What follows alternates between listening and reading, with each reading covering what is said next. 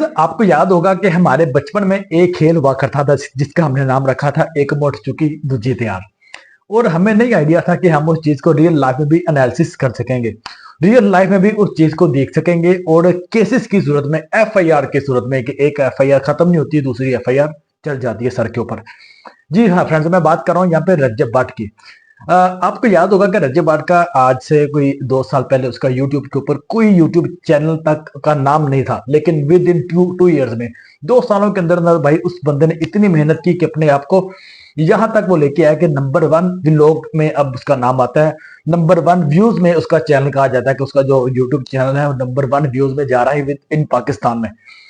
अब अभी जब उसके शादी से पहले तो उसके जो मामला थे वो तो सारे इतने गर्म नहीं थे जितने अभी हुए पड़े हैं।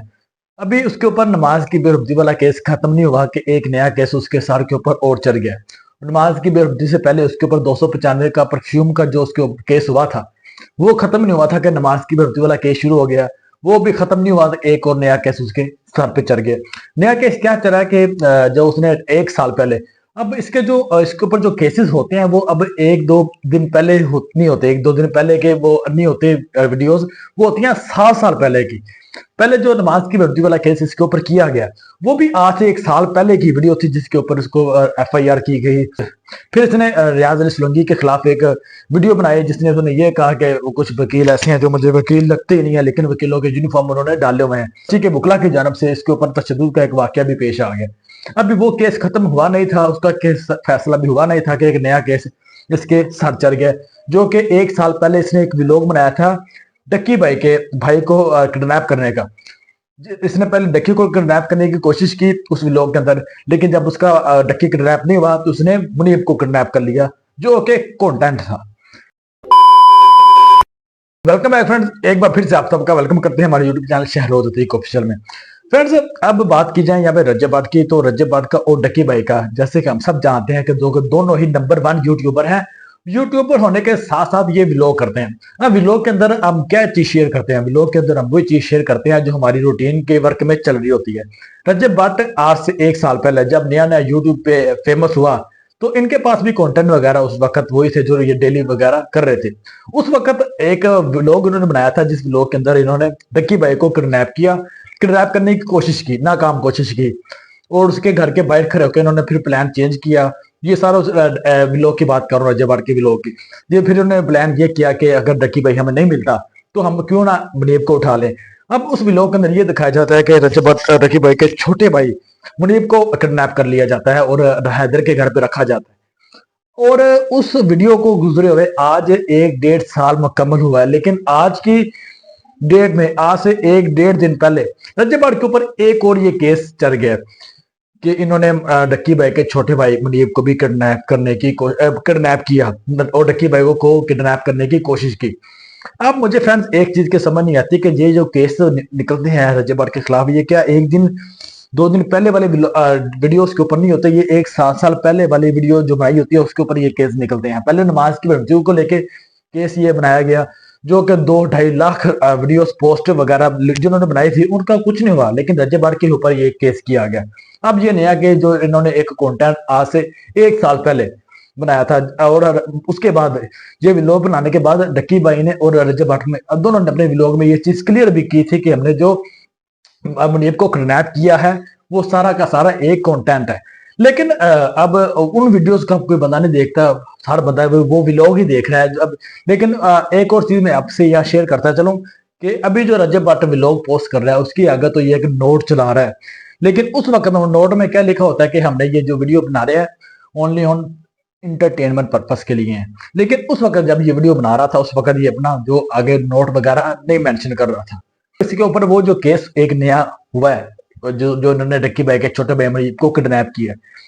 अब यहाँ पे रज्जब भट्ट के हवाले से आज जो रज्जब भट्ट ने व्लॉग पोस्ट किया है वह न्यू एफआईआर, उसके अंदर रज्जब भट्ट ने ये चीज कही है कि अब मुझे नहीं पता, मैंने उस वक्त हर व्लॉग के अंदर, हर वीडियोस के अंदर और इंटरव्यूज के अंदर इस चीज को क्लियर किया था कि मैंने ये जो व्लॉग बना रहा हूँ ओनली ऑन इंटरटेनमेंट पर्पस के लिए है।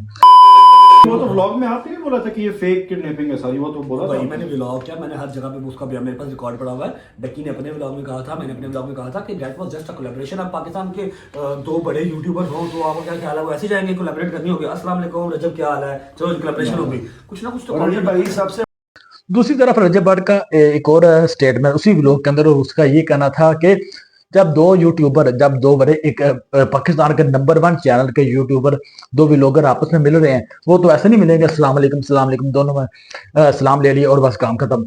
कहता कोई नया तो होगा ना, हम दोनों व्लॉग कॉन्टेक्ट है। और ये बात रजब भट्ट की भाई ठीक है, जब दो यूट्यूबर आपस में मिल रहे हैं वो ये तो नहीं है कि सादा सिंपल मिल लेंगे, कोई ना कोई डिफरेंस होगा, तो वो सबसे डिफरेंट दिख रहे हैं ना।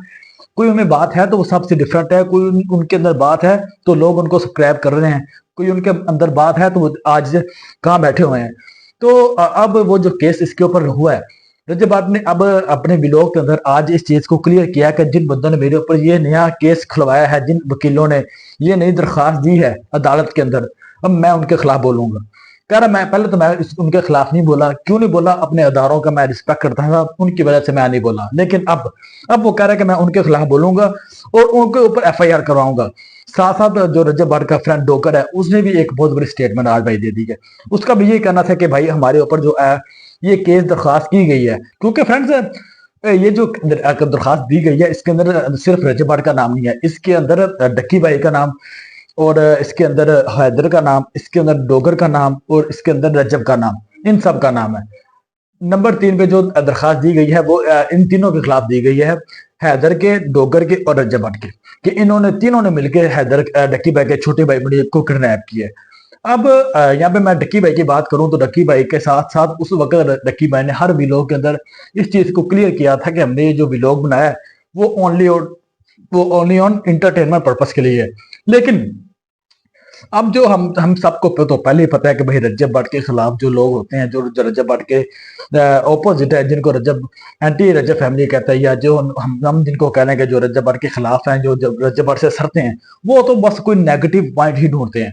तो उनके ऊपर उनके साथ सिर्फ एक ही नेगेटिव पॉइंट है, और रजब भट्ट का ये कहना है कि मुझे 99.95% पता है कि मेरे ऊपर जो एफआईआर हुई है, मेरे ऊपर जो केस हुआ है, एफआईआर मैं आपको क्लियर करता चलूं, वो भी एफआईआर नहीं हुई। जो लोग अपनी वीडियोस में या अपनी सोशल मीडिया अकाउंट्स के ऊपर ये चीज कह रहे हैं कि रजब भट्ट के ऊपर नई एफआईआर हुई है, तो मैं आपको क्लियर करता चलूं कि अभी एफआईआर नहीं हुई, अभी सिर्फ उसके ऊपर केस हुआ है, अभी सिर्फ दरख्वास्त दी गई है।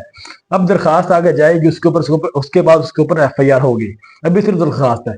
तो रजब भट्ट का ये कहना है कि मेरे ऊपर जो दरख्वास्त दी गई है मैं उसका जवाब दूंगा आपको। और साथ साथ उसका ये कहना है कि आप जो ये पाकिस्तान में बंदे हैं उनको सिर्फ मैं ही नजर आता हूँ, हर 2 दिन बाद 3 दिन बाद मेरे ऊपर कोई ना कोई नया केस ही खुल जाता है। क्या मैं एक पाकिस्तानी आम शहरी नहीं हूँ? मैंने किसी के लिए क्या किया? मैं किसी के बारे में कभी बात की है मैंने?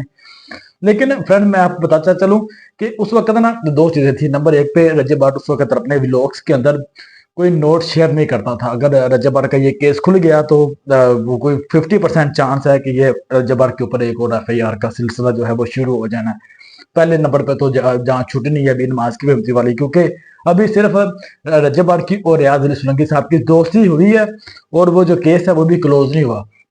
सिर्फ जो वकला ने रजब भट्ट के ऊपर तशद्दुद किया था वो उनकी सुलह सफाई हुई है, लेकिन इसके ऊपर जो केस है एफआईआर नमाज की बेमती वाला, उसकी अभी तक इसकी माफी नहीं हुई। अभी वो केस भी चल रहा है। तो 13 जनवरी को जब उसकी केस की थी तो अभी तक हमें उस चीज की कोई अपडेट नहीं है। लेकिन ये जो अभी एफआईआर का एक नया केस जो सामने आ गया है नमाज की बेमती वाला, इसके बारे में अब पता नहीं क्या बनना है आगे। लेकिन अभी तक जो ये क्या है कि रजब भट्ट की जानब से उन वकला को वार्निंग दी गई है कि अगर हमारे ऊपर ये केस दरखास्त एफआईआर होगी तो हम भी इनके ऊपर एफआईआर करेंगे, हम उनके ऊपर एफआईआर करेंगे जिन्होंने मेरे व्लॉग के ऊपर मुझे एफआईआर करवाई है। साथ साथ अली भाई जो रजब भट्ट के साथ मौजूद है उन्होंने भी यही बताया है, साथ डोगर ने भी, कि अगर हमारे ऊपर ये केस जिन्होंने ये केस दरखास्त की हमारे खिलाफ, अगर तो हमारे खिलाफ ये एफआईआर होगी तो कोई नहीं, अगर दरखास्त दायर ना हुई तो हम इनके खिलाफ दरखास्त देंगे, हम इनके खिलाफ ये बोलेंगे कि जिन बंदों ने हमारे खिलाफ ये दरखास्त दी है उनके ऊपर एफआईआर की जाए, क्योंकि उनकी वजह से एक आम शहरी का जो उसकी इज्जत को दाग लगे। तो फ्रेंड्स आपको क्या लगता है कि रजब भट्ट ने और उसके अली भाई ने ये जो व्लॉग में आज बातें की हैं उनको करनी चाहिए थी या नहीं? साथ साथ रजब भट्ट ने जो अपने व्लॉग के अंदर एक ड्रामा ये बनाया था, अब ये किसी और तरीके से भी मिल सकते थे, ना कि इस तरीके से मिलते। अब सारी बात है कि रैप वगैरह एक व्लॉग के अंदर दिखाना, साथ साथ हम सब जानते हैं कि रज्जा बार के जो व्लॉग्स हैं उनके व्यू भी अच्छे खासे आ जाते हैं। उसके बावजूद भी इनका एक ये रैप वाला व्लॉग बनाना, अब इसको देख के तो दूसरे लोग भी व्लॉग बनाएंगे, वो भी कहेंगे हम तो व्लॉग बना रहे हैं, हालांकि वो चाहे वो रियली में कुछ ना कर रहे हो। आपको क्या लगता है कि ये दो दो चीजें हैं, आपको नेगेटिव में व्लॉग में देखना पड़ेगा या पॉजिटिव चीजें इसमें हमें तलाश करनी चाहिए? आप लोग अपने आप कमेंट सेक्शन में लाजमी शेयर करके जाएं और चैनल को सब्सक्राइब करना ना भूलें। इंशाल्लाह होती है मुलाकात अगली वीडियो में। बहुत शुक्रिया, अल्लाह हाफिज।